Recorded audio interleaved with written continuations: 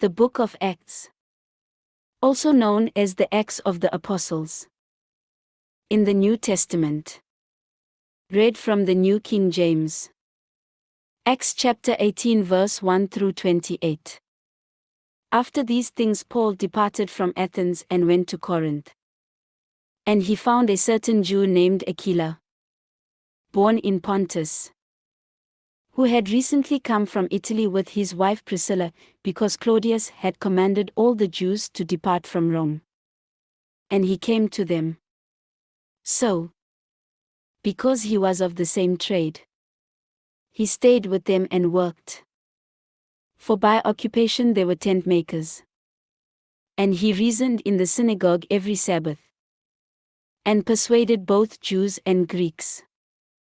When Silas and Timothy had come from Macedonia, Paul was compelled by the Spirit, and testified to the Jews that Jesus is the Christ. But when they opposed him and blasphemed, he shook his garments and said to them, "Your blood be upon your own heads. I am clean. From now on I will go to the Gentiles."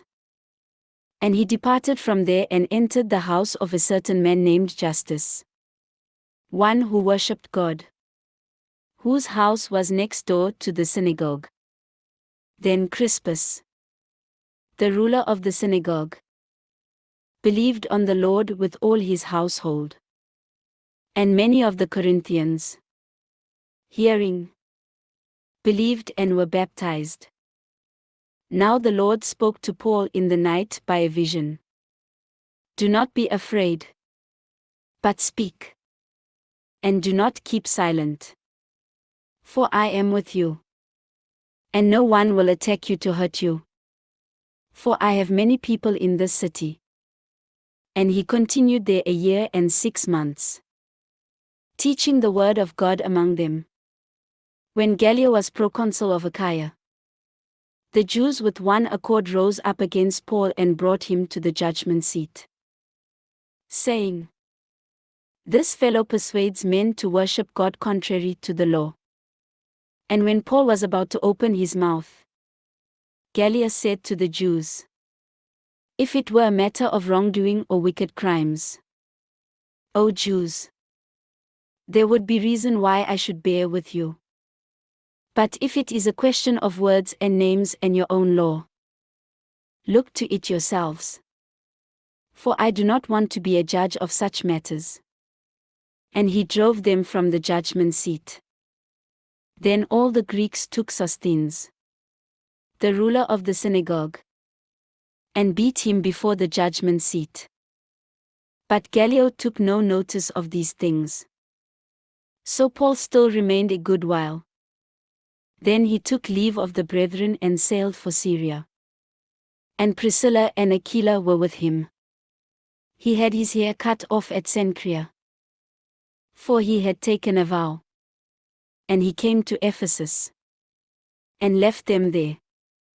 But he himself entered the synagogue and reasoned with the Jews.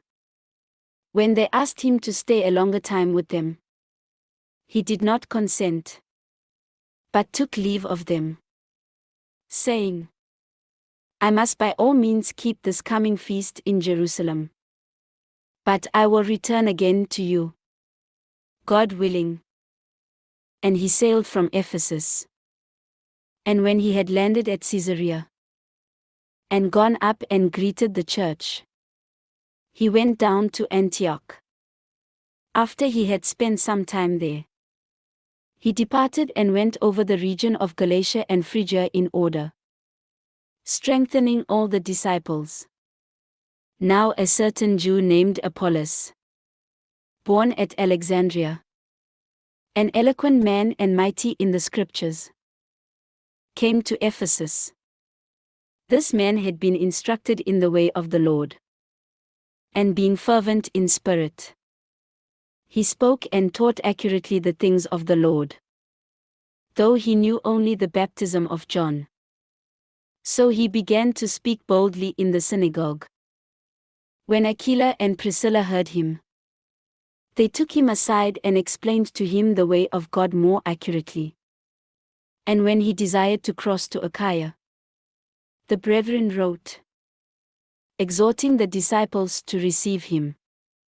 And when he arrived, he greatly helped those who had believed through grace. For he vigorously refuted the Jews publicly, showing from the scriptures that Jesus is the Christ. This ends Acts chapter 18.